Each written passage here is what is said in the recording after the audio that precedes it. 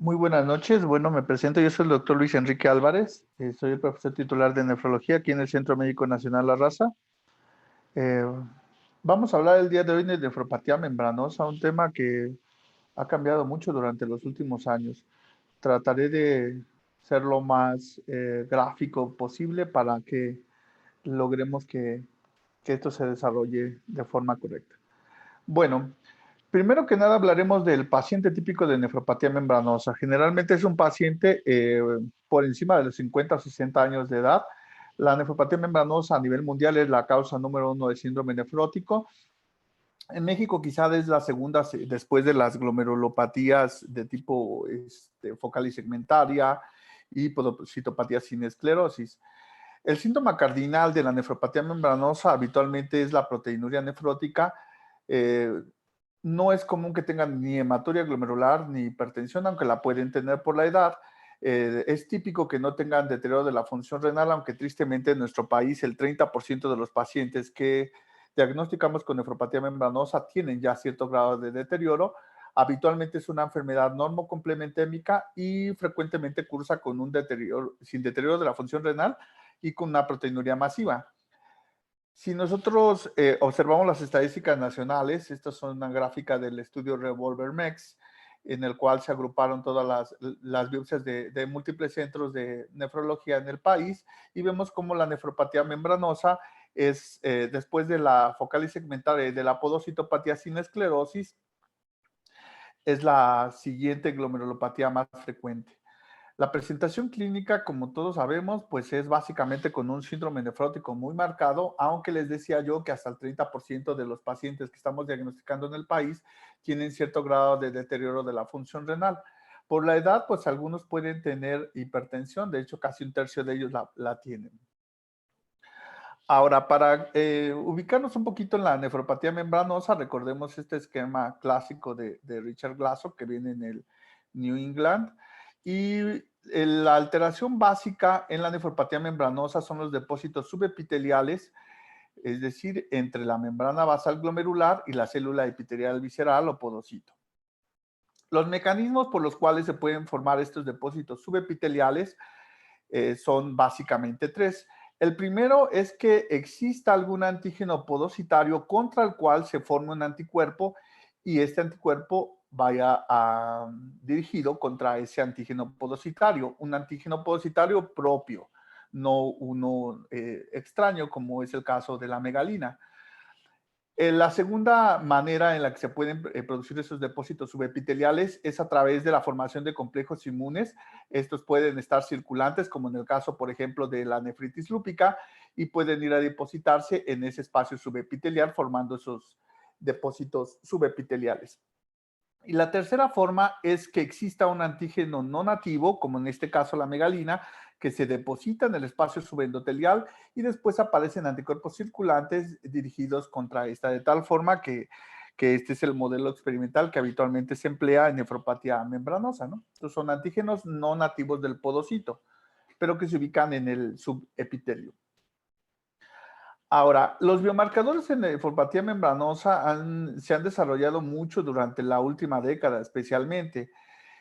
Si nosotros observamos este gráfico, vemos como, si bien la megalina fue descrita desde 1940, fíjense cómo pasaron muchos años sin que tuviéramos algún biomarcador que pudiera estar implicado en el desarrollo de nefropatía membranosa, hasta que en el 2002 apareció la descripción de los anticuerpos contra endopepiasa neutra y después vino este artículo clásico del doctor Beck en el cual se describieron anticuerpos contra el receptor de la fosfolipasa 2 y a partir de ahí se han descrito muchos otros, algunos dirigidos contra el dominio 7A de la trombospondina 1, algunos otros que son específicos de nefropatía membranosa lúpica, como la exostosina 1 y 2 y el NCAM 1, y algunos otros que están dirigidos o se identifican en nefropatía membranosa primaria, como el NEL1 y la semaforina 3B.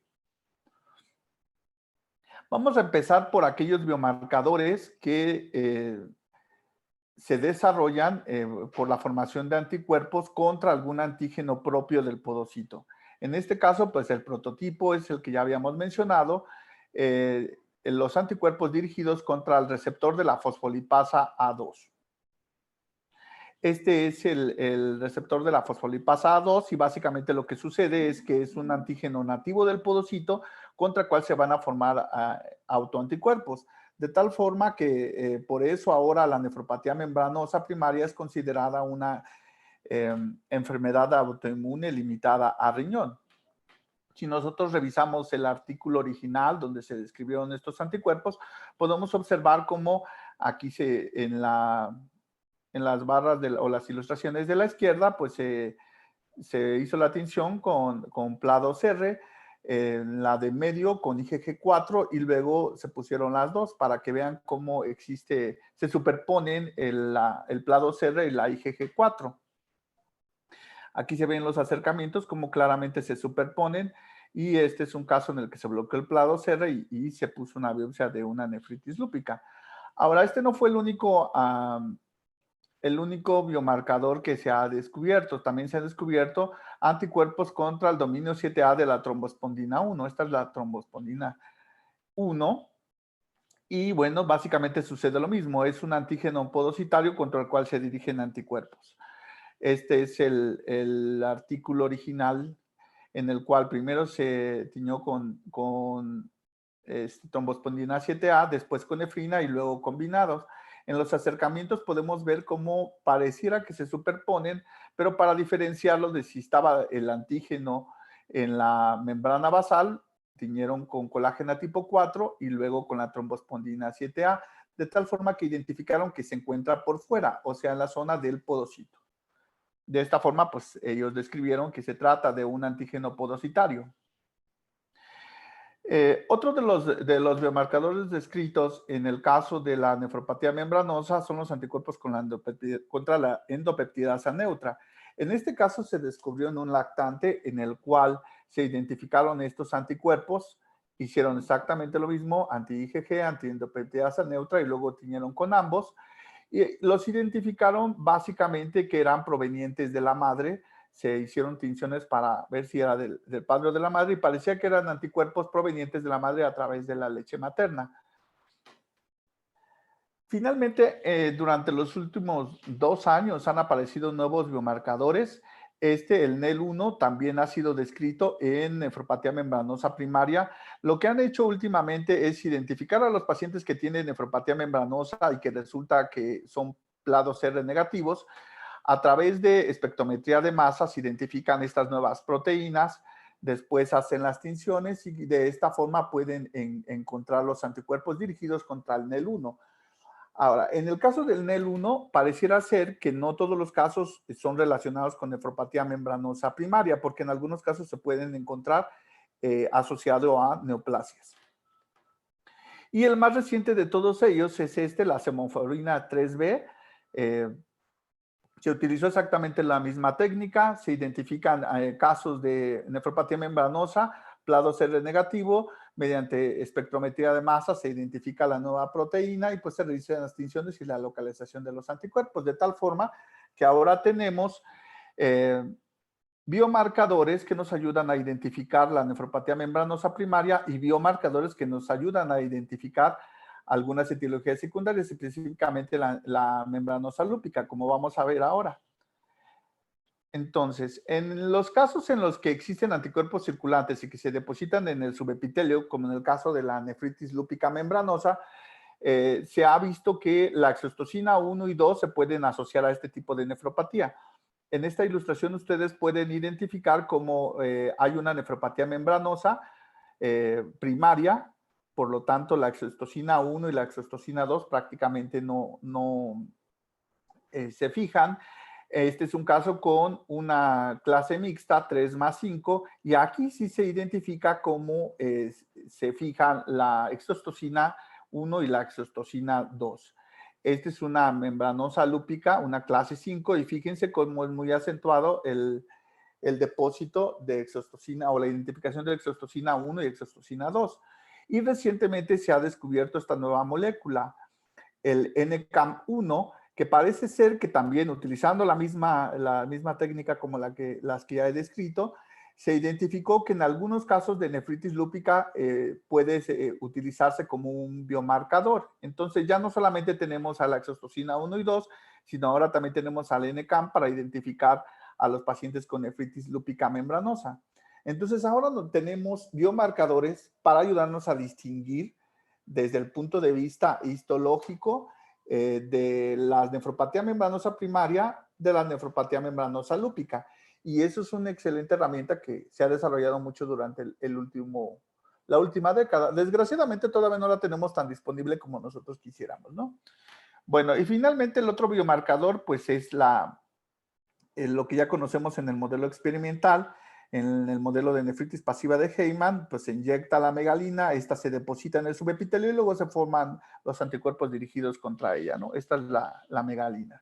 Ahora, con todo esto, lo que podemos saber es que la nefropatía membranosa, que antes era considerada como solo un conjunto, ahora vemos la gran cantidad de variedades que podemos encontrar. Si bien aproximadamente el 70% de las nefropatías membranosas son asociadas a anticuerpos contra el receptor de la fosfolipasa A2, también tenemos que descartar aquellas asociadas al dominio 7A de la trombospondina 1, asociadas al NEL1, ahora asociadas a la semaforina o asociadas a algún otro anticuerpo que aún no se ha identificado.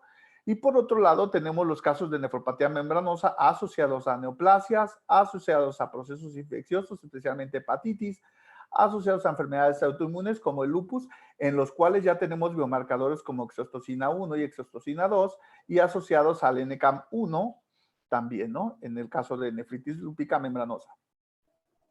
Además de esto, bueno, podemos tener casos de nefropatía membranosa asociados a otras enfermedades sistémicas como sarcoidosis y a drogas. ¿Se acuerdan de aquellos casos de sales de oro, de penicilamina y todos esos que se han descrito en la literatura? Muy bien. Ahora, este es un glomérulo normal. ¿Cómo podemos nosotros estadificar a la nefropatía membranosa? En realidad, la estadificación se realiza mediante microscopía electrónica. En el caso de la nefropatía membranosa estadio 1, solamente vemos los depósitos subepiteliales y no hay reacción de membrana. ¿A qué me refiero con reacción de membrana? Reacción de membrana es cuando de uno de los dos lados empieza a querer abrazar ese depósito. De tal forma que cuando esta reacción de membrana basal es unilateral, estamos en un estadio 2. Y si esa reacción de membrana basal es bilateral, es un estadio 3. Por supuesto, cuando ya se logran envolver estos depósitos, queda una imagen en negativo, una imagen fantasma, pues de donde estuvo un depósito, y aparte se ven nuevos depósitos en el espacio subepitelial. Este generalmente ya es un estadio 4. En la histología, ¿cómo podemos ver una nefropatía membranosa? Bueno, la primera tinción que nos es muy útil es la tinción de Paz, en donde nosotros identificamos membranas glomerulares gruesas y de aspecto rígido. Fíjense cómo el grosor de estas membranas son mucho mayor a lo que habitualmente nosotros podemos observar. Y en la plata, pues podemos observar defectos de llenado asociados obviamente a la formación de espículas que se ven un poquito mejor aquí. Fíjense bien cómo se observan esas espículas. La espícula realmente es la parte de la membrana basal que está todavía persistente y lo de en medio es el depósito subepitelial. Si nosotros tuviéramos un caso muy espectacular y una muy buena tinción de Masson, podríamos identificar incluso estos depósitos fucsinofílicos, que son los depósitos subepiteliales que ya vimos en los esquemas anteriores. Y esta es lo que formaría la espícula, la parte de la membrana basal que intenta reabsorber ese depósito. En la inmunofluorescencia, los dos hallazgos más relevantes es la positividad con un patrón granular en masas capilares glomerulares para IgG y para C3. Son las dos clásicas que se asocian a una nefropatía membranosa primaria. Ahora, en la inmunohistoquímica nosotros podemos utilizar la podemos utilizar para identificar los casos asociados a anticuerpos contra el receptor de la fosfolipasa A2. A diferencia de la inmunofluorescencia directa, ya saben que aquí se van a observar en color café y fíjense cómo su distribución es muy clara en las membranas basales glomerulares. ¿De acuerdo? Entonces, En este caso hay positividad para anticuerpos contra el receptor de la fosfolipasa A2. En la microscopía electrónica lo que vamos a observar, fíjense bien, este es el interior del capilar glomerular, aquí tenemos la membrana basal glomerular, este es el podocito con sus procesos podocíticos y en esta zona, en el subepitelio, es donde están esos depósitos electrón densos característicos de la nefropatía membranosa.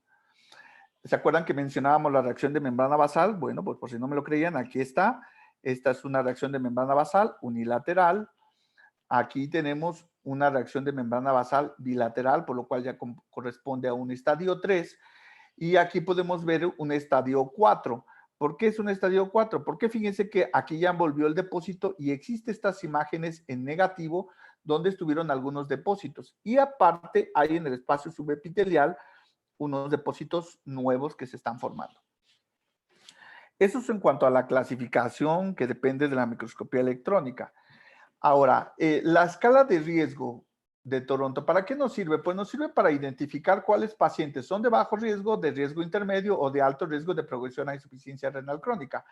Menos de 4 gramos se consideran de bajo riesgo de progresión a insuficiencia renal crónica, entre 4 y 8 se consideran de riesgo intermedio y los que tienen más de 8 gramos de proteinuria de forma persistente a pesar de los antiproteinúricos, pues se consideran de alto riesgo de progresión a insuficiencia renal crónica. Ahora, en esta otra tabla lo que podemos observar es lo siguiente. Fíjense bien. Ustedes pueden hacer la medición de algún biomarcador, en este caso los anticuerpos contra el receptor de la fosfolipasa A2, y también pueden hacer el marcaje en el tejido, en la biopsia. De tal forma que la combinación del resultado, ya sea positivo o negativo en suero, combinado con la positividad o negatividad en la biopsia, en el tejido, pues nos pueden decir si se trata de un caso de una nefropatía membranosa primaria asociada a anticuerpos contra el receptor de la fosfolipasa A2 activa. ¿Cuándo es activa? Cuando tienes la positividad en suero y la positividad en el tejido. ¿Cuándo es inactiva? Cuando tienes los anticuerpos negativos en el suero, pero están positivos en el tejido. Lo mismo podemos hacer contra los anticuerpos contra el dominio 7A de la trombospondina 1, contra el NEL1, contra todos los nuevos biomarcadores que ya mencionamos hace un momento. Ahora, y estos biomarcadores, aquí hablaremos exclusivamente de los anticuerpos receptor de la fosfolipasa A2, nos pueden servir como una guía para el tratamiento. Es decir, independientemente del tratamiento que yo elija, nos puede ayudar porque si existe una rápida respuesta de estos anticuerpos, o sea, un descenso mayor al 90% en los primeros 6 meses, pues podemos incluso considerar detener la inmunosupresión. Si la respuesta es incompleta, es decir, la reducción es menos del 50%, podemos modificar nuestra terapia inmunosupresora. Y si la respuesta es lenta, entonces cuando la reducción es entre 50 y 90% en los primeros 6 meses, debemos de continuar la inmunosupresión por algún tiempo más. Ahora, las guías que digo anteriores, las del 2012, nos indican que debemos de descartar todo tipo de enfermedades autoinmunes, aunque de todas estas, en realidad, la que es relativamente frecuente solamente es la nefritis lúpica. En el caso de infecciones, aunque está toda esta lista, las que más podemos o debemos de poner atención es la hepatitis B y la hepatitis C. Eso sí, en el caso de las neoplasias, tanto carcinomas como no carcinomas, nos puede dar cualquier neoplasia un patrón membranoso asociado. En cuanto a los medicamentos, aunque ya no son medicamentos de uso muy común, sales de oro, penicilamina, mercurio, son medicamentos que cada vez se utilizan menos. Utilizar por acá el clopidogrel, los inhibidores de ciclooxigenasa 2, estos sí pueden ser, ¿no? En cuanto a los misceláneos, debemos de descartar la presencia de diabetes. Recuerden que la nefropatía membranosa a nivel mundial es la causa o la glomerulopatía primaria número 1 en pacientes diabéticos, aunque en México suele ser más bien la focal y segmentaria. Si nosotros revisamos las diversas series, esta es la serie de los chinos, la japonesa, francesa, finlandesa y la serie norteamericana. Aquí vemos qué tan frecuente es encontrar casos de nefropatía membranosa secundaria. Solamente los chinos tienen un porcentaje de nefropatía membranosa secundaria muy alto porque ellos diagnostican mucha nefritis lúpica clase 5, en comparación de los japoneses, los franceses, los finlandeses y los norteamericanos, que ellos encuentran solamente en alrededor del 30% de los casos nefropatías membranosas secundarias. Casi siempre el 70% son primarias. Ahora, el tratamiento que habitualmente se recomienda es ese tratamiento que nosotros llamamos terapia antiproteinúrica no inmunosupresora, y eso consiste en darle IECA, SARA-2, diuréticos, estatinas. Los inmunosupresores hace mucho tiempo eran una controversia, actualmente ya no lo es tanto. ¿Por qué antes era controvertido? Bueno, por el tema de la remisión espontánea. ¿Qué tan frecuente es esa remisión espontánea? Bueno, pues esta es una revisión del 2010, es del grupo Glossen de los españoles, en la cual ellos identificaron en 328 casos de nefropatía membranosa los que lograron la remisión espontánea, que fueron básicamente un tercio, 32%. Y de ese tercio, ellos los dividieron entre los que tenían proteinuria menor de 12 o los que tenían mayor de 12. Y vieron cómo aún en los que tenían proteinurias mayor de 12, la remisión espontánea podía aparecer hasta en cerca del 20% de los casos. Sin embargo, 20-30% de remisión espontánea es muy poco en comparación de los 70-80% de remisión que obtenemos con las terapias inmunosupresoras actuales. Fíjense cómo fue el comportamiento de la remisión espontánea en estos pacientes. Desafortunadamente, pues vean, al mes 6 todavía tienen proteinurias básicamente en rango nefrótico, entonces tardan mucho en remitir de forma espontánea. Entonces, por eso hemos abandonado esa idea de estar esperando todo el tiempo. Quizá nada más les damos esos 6 meses en los que empezamos y casar a dos, y si no hay una respuesta satisfactoria, pues entonces es cuando iniciamos ya la terapia inmunosupresora, ¿no? Esto de la remisión espontánea es espontánea entre comillas, porque si se fijan la cantidad de pacientes que recibieron IECAS o ARA2, pues es muy alta. Entonces, espontánea no lo creo tanto. Más bien es remisión asociada a terapia antiproteinúrica no inmunosupresora. Ahora, las guías CADIGO pues son del 2012 y todavía nos hacían alguna serie de observaciones que quizá ya no se aplican tanto en la actualidad. Ellos recomiendan que utilicemos el esquema cíclico, los esquemas de Ponticelli, ¿no? Ya sea el Ponticelli original o el Ponticelli modificado. Si ustedes recuerdan, el Ponticelli original era con clorambucilo y el modificado es con ciclofosfamida. Lo que se hace es que se alterna el primer mes, por eso se le llama terapia cíclica. El primer mes pones bolos de metilprednisolona seguidos de prednisona oral. Al mes 2 pones clorambucilo o ciclofosfamida, dependiendo de si es el Ponticelli original o el modificado, por 30 días más. Y repites lo que hiciste en el mes 1, lo repites en el mes 3 y en el mes 5, y lo del mes 2 en el 4 y en el 6. Por eso es terapia cíclica. En esas mismas guías pues, se recomendaba la ciclosporina, el tacrolimus, y muy poco se mencionaba el tema del rituximab, que ahora es muy utilizado, ¿no?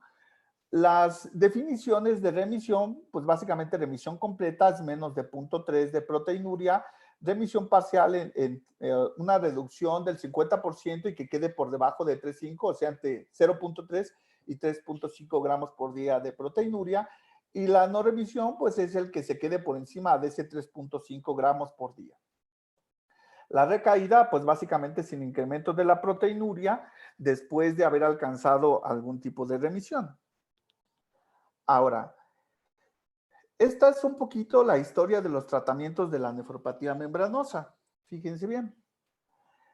Desde el Ponticelli original, que fue descrito hace ya 35 años, el Ponticelli original con clorambucilo y esteroides, después el Ponticelli modificado con ciclofosfamida y esteroides, después aparecieron los estudios con ciclosporina del doctor Daniel Catrán y del grupo norteamericano. Finalmente, por acá, en el 2002, hubo un ligero esbozo del rituximab en un artículo publicado por Giuseppe Remuzzi y por Piero Ruggianenti. Después apareció el esquema holandés, que se trata de poner la ciclofosfamida por 12 meses, más esteroides.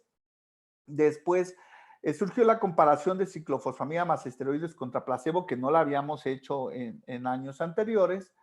Y empezaron a aparecer artículos ya con tacrolimus a partir del 2007, el estudio de Manolo Praga, que fue el primero, y después surgieron los estudios de Fernando Fervenza con el uso de rituximab, tanto en dosis fijas de 1 gramo los días 1 y 15 o dosis semanales de 375 por metro cuadrado de superficie corporal.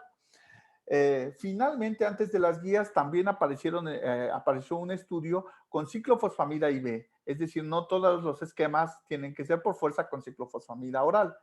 Y hasta aquí, después de que apareció el estudio de Rogenenti, o más o menos a la par, con rituximab en los primeros 100 pacientes que ellos trataron, hasta aquí se tomaron en cuenta estudios para las guías CADIGO 2012, pero a partir de ese entonces, fíjense la cantidad de estudios que han aparecido con rituximab, el GEM-RITUX, la comparación del esquema holandés contra la corte italiana, el estudio Mentor de Fernando Fervenza, el Recycle, que ya aparecieron los resultados preliminares en los 12 meses, los estudios con tacrolimus, tanto los estudios de Ramachandran como algunos estudios chinos, y finalmente los estudios que combinan algunas de estas terapias, por ejemplo, rituximab con ciclosporina o tacrolimus con rituximab.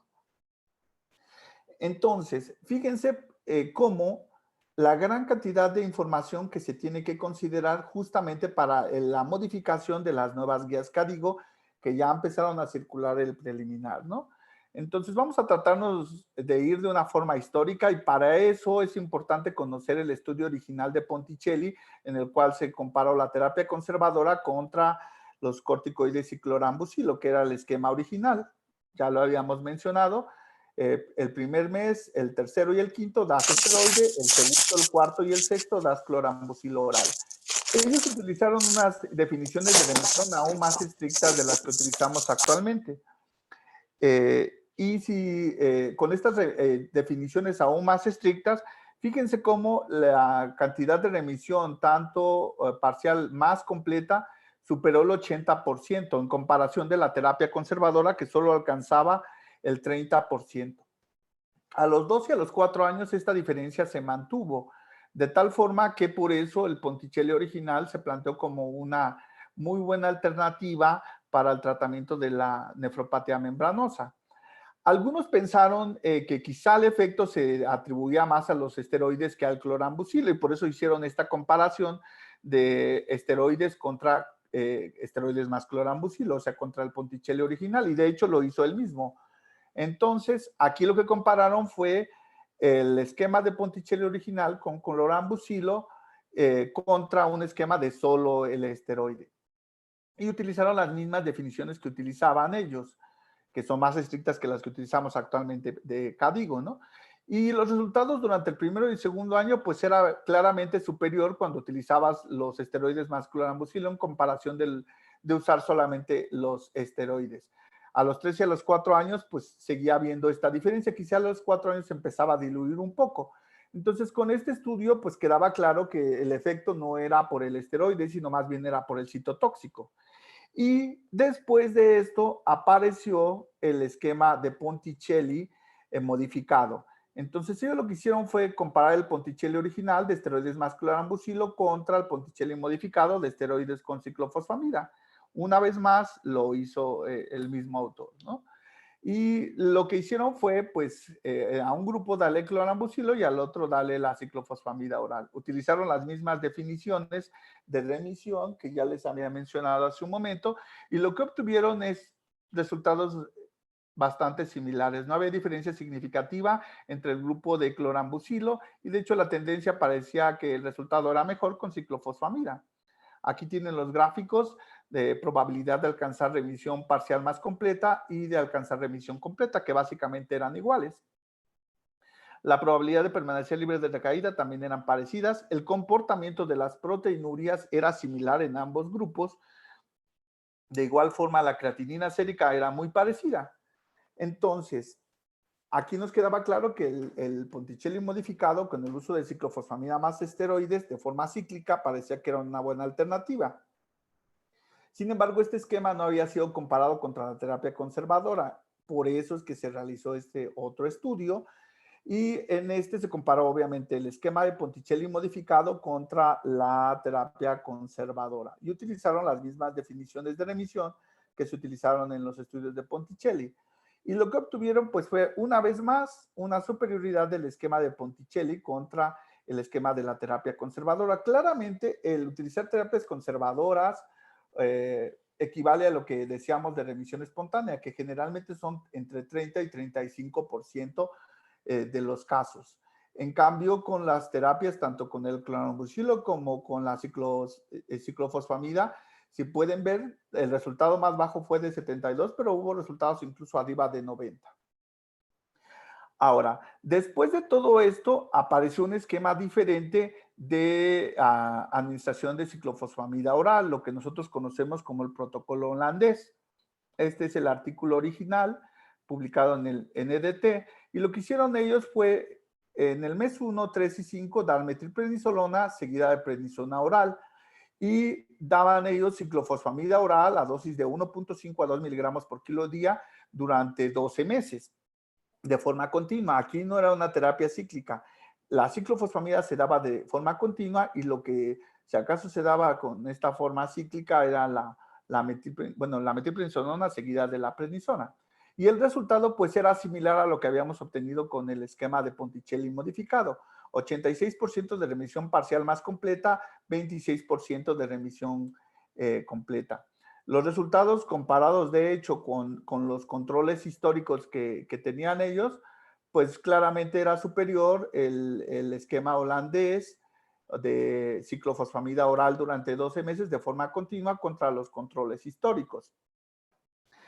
De forma tal que si yo tuviera que resumir los esquemas de ciclofosfamida, fíjense bien cómo les puse en rojo las remisiones completas más parciales que se obtuvieron: 93, 86, 72, que fue la más baja, 94, 81, 84, 73. Entonces, los resultados que se obtienen con el esquema Ponticelli modificado, pues realmente son bastante buenos. De hecho, si nosotros resumimos todos los esquemas con ciclofosfamida que están publicados hasta el momento, pues aquí obtenemos los resultados. Y en general tenemos una remisión de entre el 72 al 94%, el estudio que tuvo más y el que tuvo menos remisión. En ese rango más o menos se mueven los esquemas de tratamiento con ciclofosfamida. Ahora, ¿qué hay del rituximab? El rituximab, no voy a tocar los primeros estudios, las series de casos que publicaron Giuseppe Remuzzi y Fernando Fervenza. Me voy a ir, yo creo que a los estudios más grandes para que nos quede un poquito más claro. Y aquí está la primera serie que publicaron de los primeros 100 pacientes tratados con rituximab, la corte italiana. Ellos al inicio, en abril del 2001, lo que hacían era poner 4 dosis de rituximab a 375 por metro cuadrado de superficie corporal. Después, a partir de noviembre del 2005, lo que hacían ellos era poner una primera dosis, valorar las células B circulantes, y de esa forma decidían si había depresión suficiente, pues ya no ponían dosis adicional de rituximab, y si no era suficiente la depresión, colocaban dosis adicionales de rituximab. Los criterios de remisión que utilizaron en este estudio pues ya son mucho más parecidos a lo que se utiliza en las guías CADIGO, y los porcentajes de remisión que obtuvieron, el porcentaje de remisión parcial más completa fue del 65%, remisión completa del 27% y 38% de remisión parcial. Aquí está justamente cómo se comportó la cohorte, y de hecho ellos encontraron que el rituximab podía ser útil tanto como terapia de primera línea, ¿de acuerdo?, como terapia de segunda línea.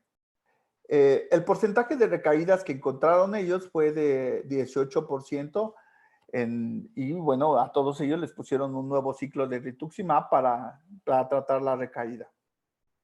Este es el comportamiento de la proteinuria a los 12 meses, por ejemplo, acá, a los 36 meses y a los 60 meses. Fíjense cómo este es uno de los problemas del rituximab, que parece que es un poco lento en obtener la remisión de la proteinuria. Quizá ese es uno de los principales temas con el rituximab, pero finalmente lo consigue, ¿eh? Nada más que tienes que, pues, esperar a que ese descenso de la proteinuria se dé, y generalmente es más tardado con rituximab que con los otros tratamientos. En este estudio, pues miren, no reportaron ni un solo efecto colateral, que esto difiere mucho de lo que reportaron en otros estudios con rituximab, pero bueno, entonces de aquí surgió que ellos quisieran hacer la comparación de ciclofosfamida oral contra rituximab, y para eso lo que hicieron es publicar este artículo en el cual lo que hacían era combinar en un grupo la cohorte del protocolo holandés, que ya habíamos dicho que era ciclofosfamida de forma continua durante 12 meses más los esteroides, con la cohorte italiana de rituximab de 4 dosis en los primeros años y después de una dosis con dosis adicionales. Los criterios de remisión, pues son estos, los mismos que habían utilizado en el estudio anterior, y los resultados son justamente estos que mostramos aquí. Esto es remisión parcial más completa, aquí está mal. De tal forma que pareciera que en el grupo de ciclofosfamida el resultado fue superior al del grupo de rituximab. En remisión completa realmente no había ninguna diferencia. Entonces, en este sentido, parecía que si bien el perfil de seguridad de rituximab es bastante bueno, el resultado en cuanto a remisión no se parecía mucho al protocolo holandés con ciclofosfamida oral en cuanto a remisión. Ahora, después surgió este otro estudio que es el estudio GenRitux, en el cual se comparó rituximab contra la terapia antiproteinúrica no inmunosupresora. Al grupo 1 le dieron IECA, SARA-2, diuréticos, estatinas, y al grupo 2 le dieron lo mismo, más 2 dosis de rituximab a 375 por metro cuadrado de superficie corporal los días 1 y 8. Estas son las definiciones de remisión, que ya prácticamente son las de CADIGO ahora sí. Y en los primeros 6 meses, tristemente, no había diferencia entre el grupo de rituximab contra el de la terapia antiproteinúrica no inmunosupresora. No alcanzaba a ser una diferencia significativa. ¿Se acuerdan que les mencionaba que el rituximab hace que la proteinuria baje de forma tardía? Pues 6 meses parecía que no era suficiente, y justo cuando hicieron un reanálisis ya de los resultados a 17 meses, entonces sí se nota una diferencia entre el grupo de rituximab contra el de la terapia antiproteinúrica no inmunosupresora. Entonces tenemos 64, casi 65% de remisión entre parcial más completa en el grupo de rituximab. Ahora, después de esto surgió el estudio Mentor, en el cual se comparó el rituximab contra la ciclosporina. ¿Por qué rituximab contra la ciclosporina? A veces es una gran pregunta y fue uno de los grandes cuestionamientos. Es un estudio con diseño de no inferioridad, pero tú cuando haces un diseño de no inferioridad habitualmente comparas el que tú quieres probar contra el estándar de oro, que pues no es claramente la ciclosporina porque ni siquiera la he mencionado, ¿verdad? Entonces, este es el estudio Mentor. Lo que hicieron ellos fue al grupo 1 le dieron ciclosporina a 3.5 miligramos por kilo por día, con niveles meta entre 125 y 175. Y al grupo 2 le dieron 2 dosis de rituximab a dosis fija de 1 gramo el día 1 y el día 15. Y podían poner dosis adicionales después de 6 meses. Los criterios de remisión pues son los utilizados en las CADIGO, y el resultado a 24 meses fue 60% de remisión parcial más completa en el grupo de rituximab contra solo 20% de la ciclosporina. O sea, la ciclosporina parece que le fue peor que incluso a la remisión espontánea, ¿verdad? En cuanto a remisión completa, pues también era muy superior el rituximab en comparación de la ciclosporina, pero ya dijimos que no era el mejor medicamento para compararlo. Siguiente estudio que utiliza rituximab. En este caso es una combinación. A alguien se le ocurrió que podía ser muy buena idea comparar el Ponticelli modificado contra el rituximab contra el rituximab, perdón. No, creo que aquí está errado, no es el Starmen, es el Recycle, que es el que vamos a revisar. El Recycle es un estudio que de hecho está en marcha y que está propuesto a 36 meses. Estos son los resultados a 12 meses que presentaron en el Kidney Week.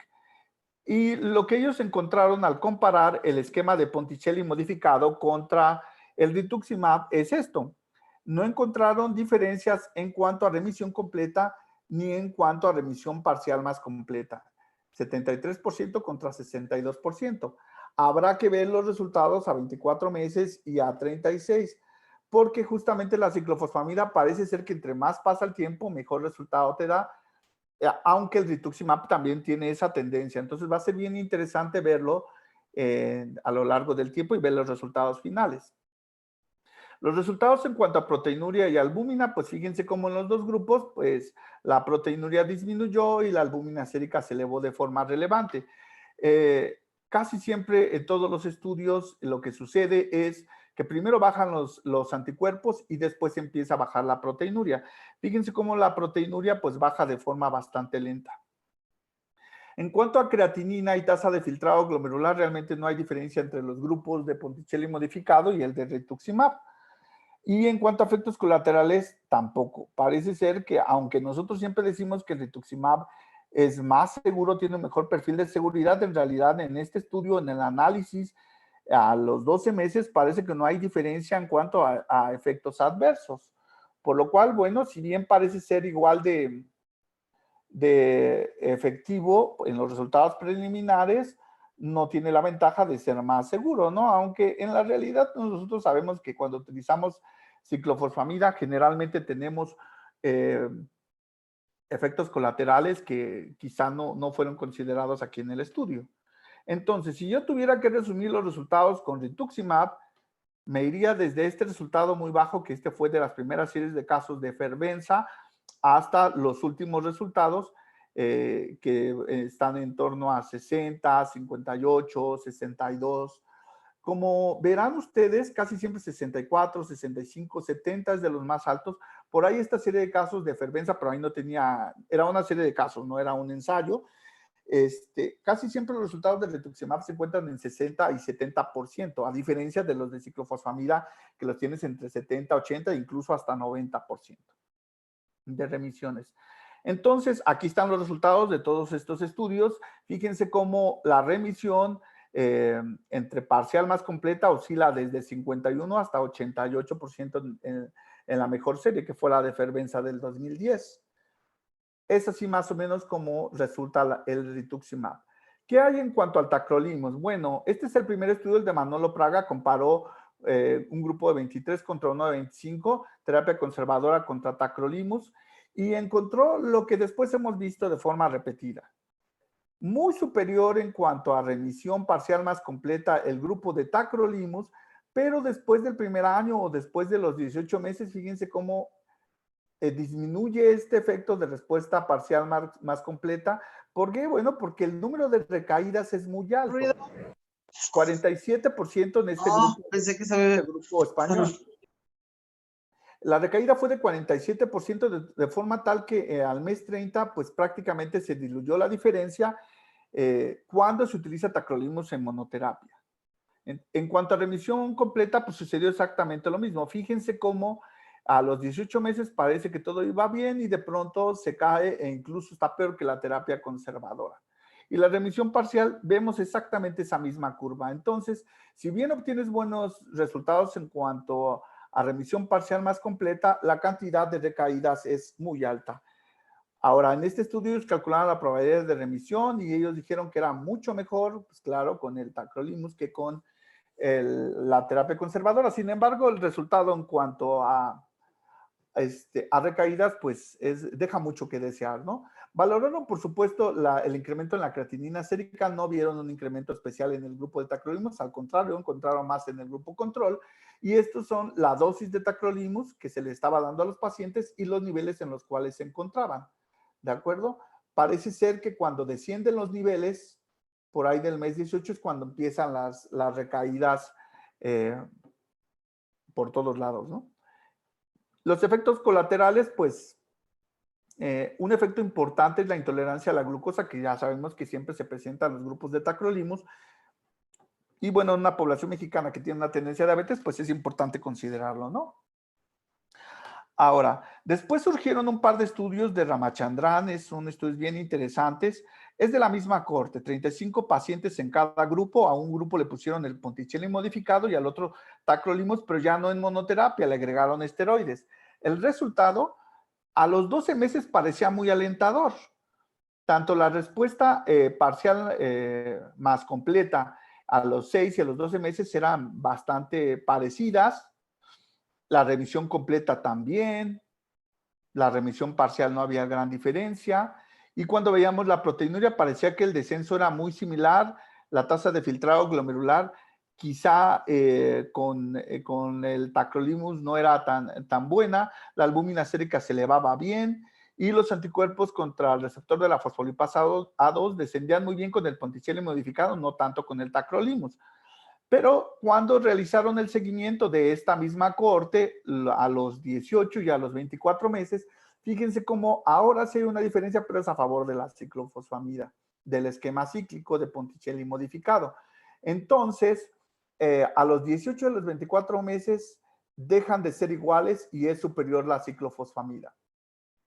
Tanto en remisión parcial más completa como en remisión completa. En remisión parcial no hay mucha diferencia. Y en recaídas, fíjense cómo a los 18 meses empieza 14% de recaídas, a los 24 meses el 20% de recaídas, no tan alta como el 47% del estudio de Manolo Praga, pero aquí les agregaron esteroides a los pacientes, no es monoterapia con tacrolimus. Quizá eso tiene que ver un poco. Estos son los resultados en cuanto a proteinuria con los dos grupos, parece que descienden bien con los dos, la albúmina se eleva bien con los dos, la tasa de filtrado glomerular, una pequeña diferencia en favor de la ciclofosfamida. Entonces, a alguien se le ocurrió, pues, comparar el tacrolimus en monoterapia contra el tacrolimus más esteroide. Obviamente pensando en que pareciera que el resultado es mejor cuando la asocias esteroide y las recaídas son menores. En ese sentido, pues, no se encontraron diferencias más que en el mes 6, en el mes 12 se diluye esa diferencia. Parece que el resultado en cuanto a remisión parcial más completa en el corto plazo, porque apenas son 12 meses los que se describieron en este estudio, parece que no hay ninguna diferencia si le agregas esteroide o no. En remisión completa sí que hay diferencia. En parcial más completa no, pero en completa, fíjense cómo si hay una diferencia bastante relevante en cuanto a favor del grupo de tacrolimus con prednisona. En la remisión parcial realmente no hay diferencia y sí hay más recaídas, aunque no de forma significativa, en el grupo que solamente recibió tacrolimus sin prednisona. Y luego tenemos este estudio que es el STARMEN, que se acaba de publicar, en el cual se comparó la ciclofosfamida oral más esteroide, o sea, el Ponticelli modificado, versus tacrolimus con una dosis de rituximab a los 6 meses. Se hizo análisis por intención de tratar hasta los 24 meses y fíjense cómo en todos los sentidos el Ponticelli modificado fue más efectivo para obtener remisión parcial más completa en comparación del grupo de rituximab más tacrolimus. Cuando se hizo análisis por protocolo sucede exactamente lo mismo. Si nosotros solo nos enfocamos a la remisión completa, exactamente lo mismo, tanto por análisis por intención de tratar como por análisis de protocolo. Entonces, aunque le busquemos de todas las formas, parece ser que la combinación del Ponticelli modificado, o sea, la terapia cíclica, es superior a esa combinación de tacrolimus más rituximab. De hecho, la posibilidad de alcanzar remisión parcial más completa, pues es muy superior en el grupo de la terapia cíclica. Y también la posibilidad de alcanzar remisión completa, pues es exactamente lo mismo, ¿no? El comportamiento en cada uno de los grupos, tanto de la proteinuria como de los anticuerpos contra el receptor de la fosfolipasa A2, parece que es similar, aunque tiende a ser un poco mejor con la ciclofosfamida si lo observan. En cuanto a la proteinuria, con los dos descienden los anticuerpos contra el receptor de la fosfolipasa A2, pero la proteinuria parece que tiene un mejor comportamiento en el grupo de la ciclofosfamida. La albúmina sérica, pues no hay una diferencia significativa ni tampoco en la tasa de filtrado glomerular. Entonces, si yo tengo que resumir el resultado de tacrolimus, fíjense cómo están en los 70 y 80% la remisión parcial más completa, pero tiene este grandísimo defecto, recaídas de 47, de 20, de 37%. Este es un estudio chino en el cual se incluyeron 408 pacientes y fíjense cómo tiene aunque tiene un 67% de remisión parcial más completa, tiene unas recaídas del 37%. Entonces, tacrolimus en monoterapia recae mucho, tacrolimus más esteroide recae un poco menos, pero de todos modos recae. De tal forma que los resultados en cuanto a remisión parcial más completa oscilan entre el 60 y el 80% en todos los estudios que ya analizamos. ¿Qué hay de la ciclosporina? Pues no me voy a tomar el tiempo de describir cada uno de los estudios porque tampoco es que haya muchos. Están estos dos de Daniel Catrán, que como verán son estudios pequeños, que alcanzaron un 75% de remisión en el corto plazo, pero cuando se les dio seguimiento, la remisión bajaba hasta 39, derivado de un 43% de recaídas. Este estudio de Fervenza, que es el mentor, pues vean cómo el resultado fue apenas del 20% de remisión parcial más completa. Y si nosotros vemos en el estudio que obtuvieron mejor resultado es porque le pusieron rituximab más dosis bajas de ciclosporina. Entonces, como monoterapia ciclosporina obtiene resultados medianos con una tasa de recaídas muy alta. Si le agregas rituximab, quizá podría obtener un mejor resultado de acuerdo a ese estudio. Entonces, con ciclosporina veamos cómo es tan variable el resultado. Obviamente, el 85% fue cuando le agregaron rituximab y el 20% fue cuando era ciclosporina sola. Entonces, ¿cómo decido qué tratamiento darle? Porque las nuevas guías van a decir que le pongamos las tres cosas o cualquiera de las tres. Tú puedes elegir el esquema cíclico de ciclosporina con esteroide, el esquema de rituximab sin esteroide o el esquema de tacrolimus tanto con como sin esteroide, como tú lo quieras. ¿Cuál ponemos en qué lugar? Las nuevas guías lo ponen como equivalente. Yo les voy a dar mi punto de vista, aunque obviamente cada una de las terapias puede ser útil en un paciente distinto, pero hay que considerar tres cosas: remisión, obviamente el perfil de seguridad, el tiempo para alcanzar la remisión y las recaídas. Si nosotros hablamos de remisión, en realidad, conforme vieron en los gráficos que les mostré, el que alcanza en general un porcentaje mayor de remisión es la ciclofosfamida, después quizá el tacrolimus y curiosamente el rituximab es el que se queda un poquito más atrás en cuanto a remisión parcial más completa. Ahora, si vemos los efectos colaterales, es claro que el rituximab tiene un mejor perfil de seguridad, ¿no? Sin embargo, en cuanto al tiempo para alcanzar la remisión, en realidad en algunos estudios con el tacrolimus al tercer mes ya están remitiendo de forma muy relevante, en comparación de ciclofosfamida, que casi siempre tarda 6 meses, y el rituximab, que tarda más de 6 meses e incluso puede llevar hasta 2 años para que se alcance la remisión. Entonces, en esos lugares quedarían. Y en cuanto a recaídas, yo creo que ciclofosfamida y rituximab pueden estar bastante parejos, pero tacrolimus claramente es el peor en cuanto a recaídas porque si lo utilizas especialmente en monoterapia, el resultado es bastante malo. Entonces, si fuera un medallero y unas olimpiadas, yo lo colocaría de esta manera, aunque aquí sería discutible para muchos si el rituximab puede quedar a la par de ciclofosfamida, y estoy totalmente de acuerdo, ¿no? Lo puedes utilizar pues para el paciente que tú consideres que le va mejor con uno o con otro. Ahora, como ya me lleve todo el tiempo, lo que les voy a dar solamente algunos pequeños comentarios de lo que hacemos nosotros en la raza. Nosotros en la raza, como no tenemos ciclofosfamida oral, lo que usamos es ciclofosfamida en bolos. Si lo hacemos porque lo que pretendemos es también utilizar una dosis reducida, tanto de esteroides como de ciclofosfamida. Entonces ponemos 6 bolos, uno cada mes de ciclofosfamida. Bueno, poníamos porque ahora ha faltado mucho la ciclofosfamida, ¿eh? Entonces ahora ponemos más rituximab y tacrolimus. Si nosotros consideramos un paciente promedio de 70 kilos y 1,70 de talla con una superficie de 1,81, fíjense cómo con el esquema de Ponticelli modificado, la dosis acumulada de ciclofosfamida va a ser de 15.7 gramos y la de prednisona de 13.5. Con el esquema holandés, bueno, y les digo, porque son 12 meses continuos de ciclofosfamida, incluso supera los 36 gramos de ciclofosfamida de dosis acumulada, aunque el esteroide pues es menor, 9.7.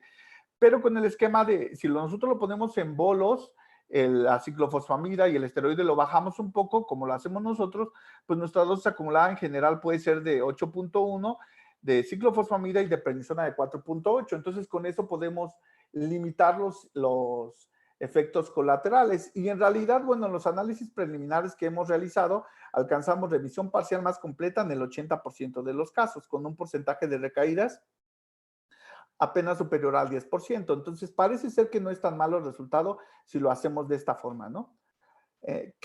Por último, ¿qué es lo que viene? Bueno, viene lo que ustedes ya conocen, que son las modificaciones a las guías, y en lugar de utilizar la escala de Toronto, le agregan una nueva escala. Entonces establecen bajo riesgo, moderado riesgo, alto riesgo y muy alto riesgo. ¿Por qué? Porque aquí ya incluyen los niveles de los anticuerpos contra el receptor de la fosfolipasa 2, lo cual me parece genial, ¿no? Ya toman en cuenta no nada más la proteinuria como lo hacíamos con la escala de Toronto, sino que toman en cuenta algunas situaciones clínicas y los niveles de anticuerpos. Entonces, esto es de lo que viene. La sugerencia de ellos es que de acuerdo al riesgo, pues tú utilices o no utilices terapia en el bajo riesgo, en el moderado riesgo utilices rituximab o inhibidor de calcineurina y en alto y muy alto riesgo puedes utilizar aquí ciclofosfamida, rituximab o tacrolimus y en el muy alto riesgo definitivamente ciclofosfamida. Ahora, pues obviamente la evaluación de los resultados nos pueden ayudar a que nosotros cambiemos un tratamiento de uno hacia otro. ¿Qué hacer con las recaídas? Pues básicamente es repetirle con lo que había remitido o bien cambiarle a alguno de los otros que no habíamos utilizado, ¿no? Entonces, en las enfermedades resistentes, pues podemos modificar obviamente el tratamiento que elegimos de forma inicial. No sé si hasta aquí tengan alguna duda. Creo que terminé justo a la hora. Muchas gracias, doctor. Comentarios. Gracias a ustedes. Igual, si alguien tiene preguntas, o sea, las puede escribir directo al chat o puede utilizar su micrófono.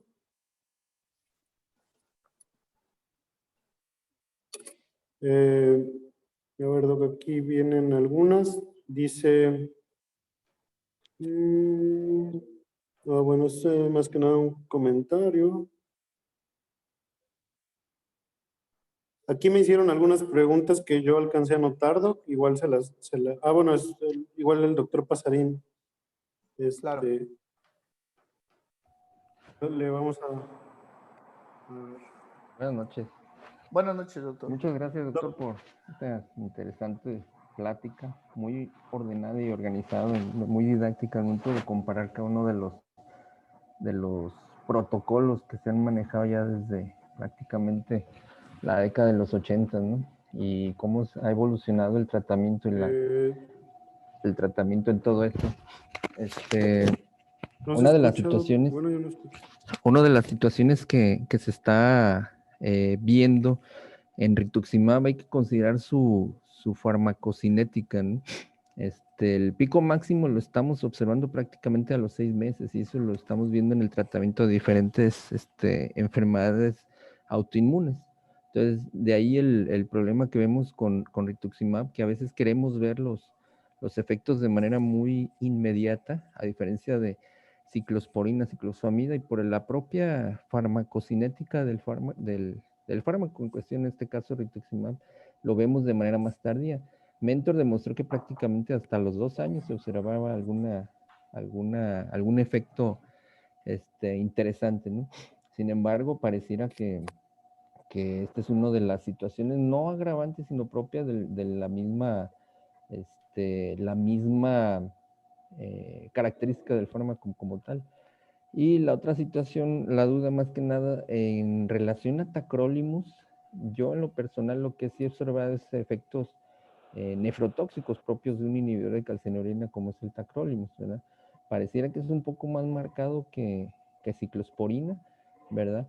Pero de cualquier manera sí se observa que no es la misma eficacia. Ustedes está demostrando aquí que las recaídas vienen siendo mayores, el efecto no es sostenido como con ciclosporina, perdón, como ciclofosfamida y rituximab, y indudablemente el costo es algo que importa mucho. No sé si usted tenga algún análisis de costos en estos grupos de tratamiento que son muy, muy interesantes. Muchas gracias y buenas noches. Felicidades por su plática.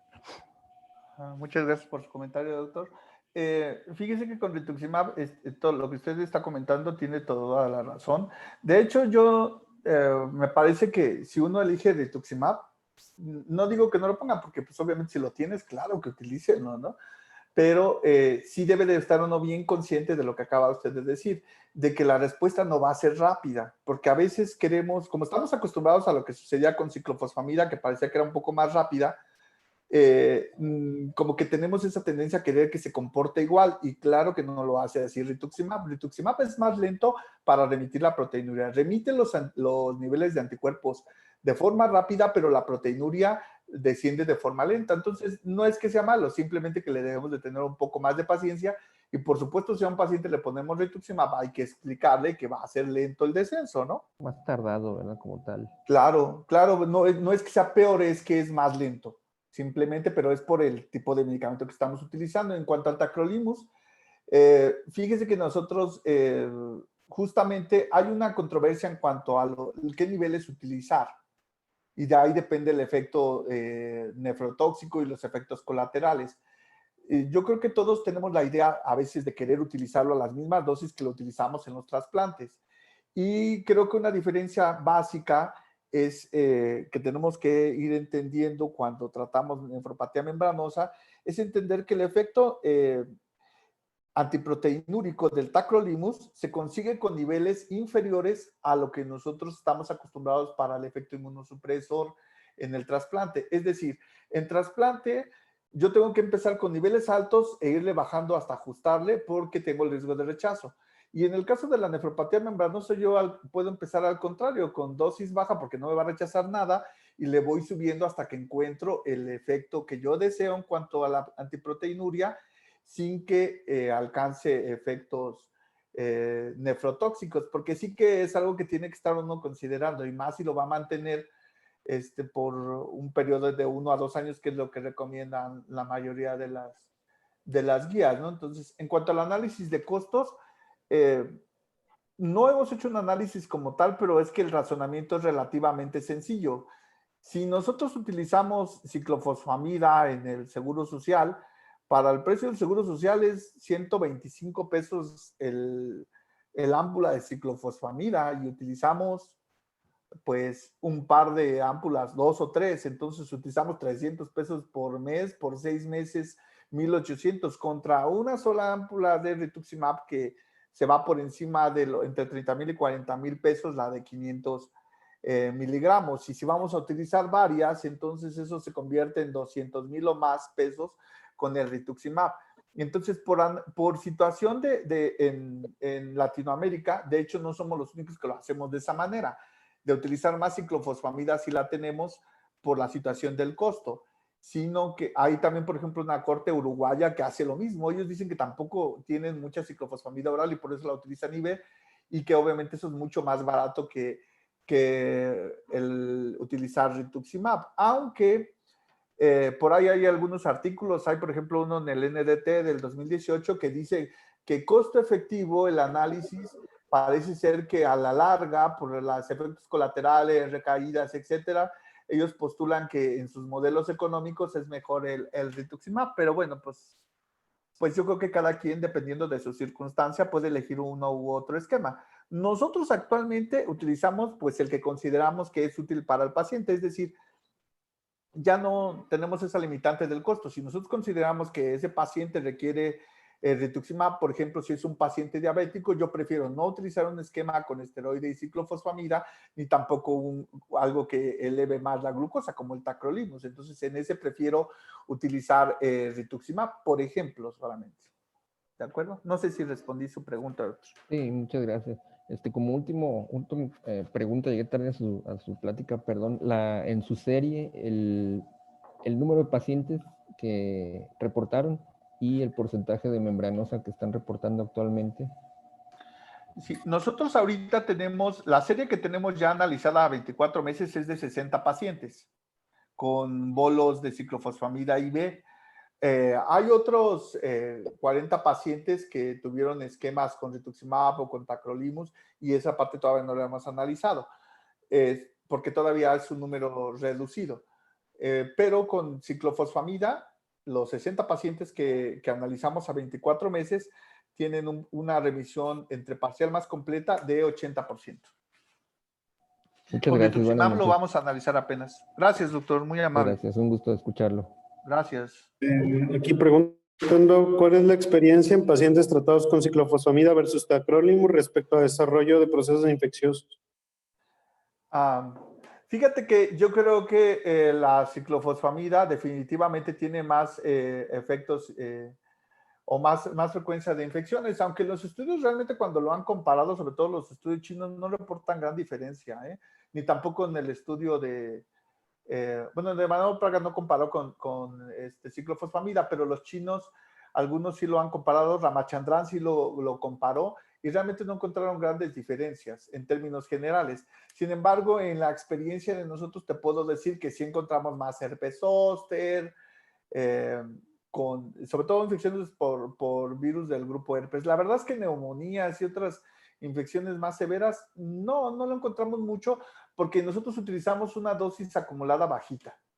Quizás si tú utilizas el esquema holandés, sí te arriesgas a tener más infecciones y te arriesgas también a incrementar el riesgo de neoplasia. Recuerden que en nefropatía membranosa, a partir de 36 gramos de dosis acumulada, el riesgo de neoplasia se puede incrementar. Esa es la crítica que le hacen quizá al estudio del protocolo holandés.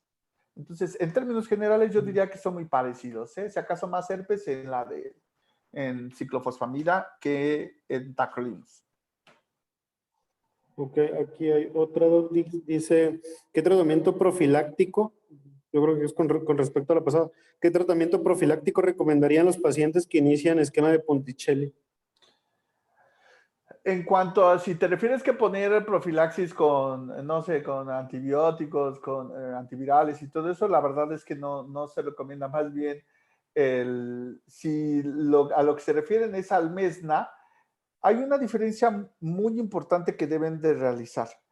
Los estudios que tienen, en los que se utiliza la ciclofosfamida oral, sí pueden tener cistitis hemorrágica. Si tú lo utilizas por la vía IV, no, los casos de cistitis hemorrágica son anecdóticos.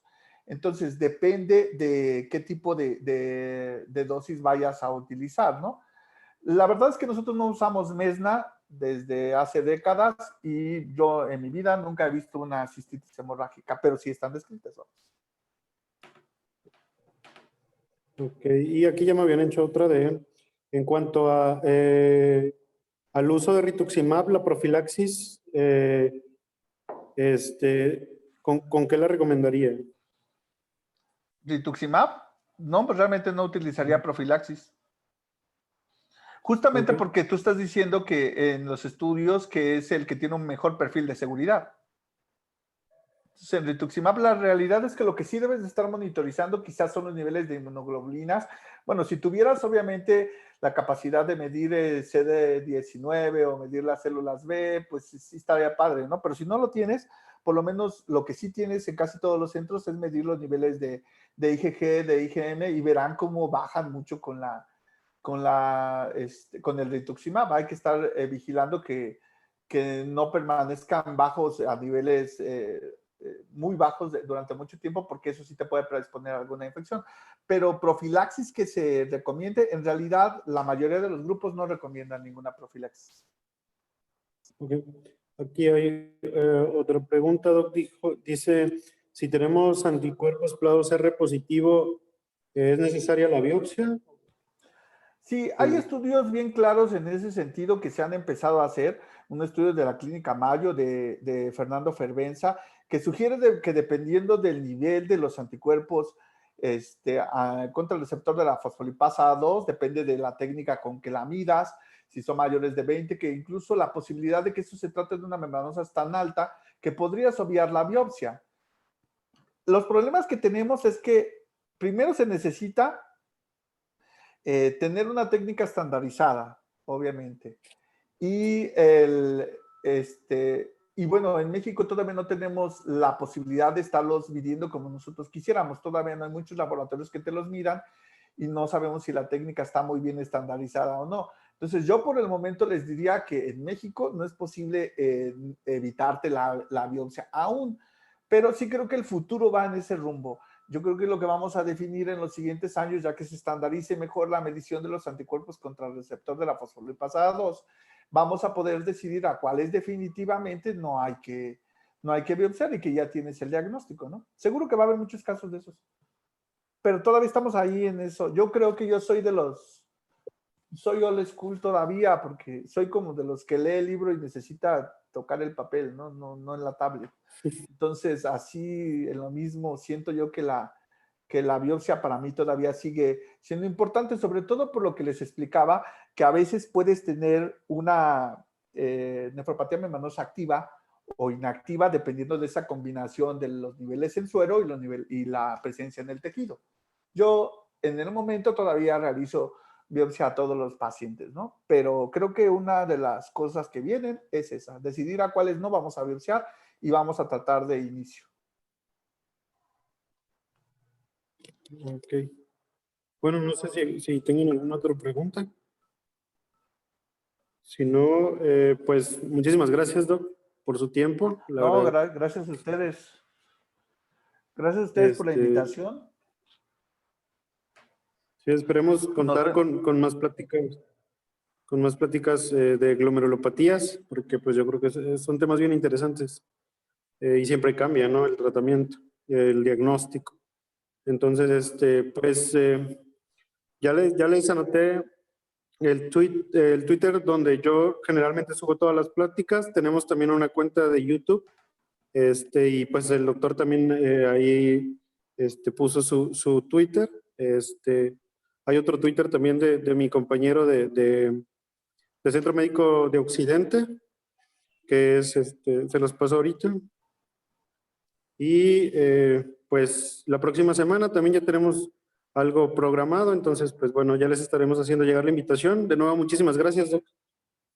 No, gracias a ustedes. La verdad es que me impresiona el nivel que están tomando estas sesiones. Les agradezco muchísimo por que me consideren para dar alguna de estas ponencias y bueno, pues espero vernos la próxima semana con focal y segmentario. Gracias a todos. Muchísimas gracias, Doc. Gracias. Hasta luego.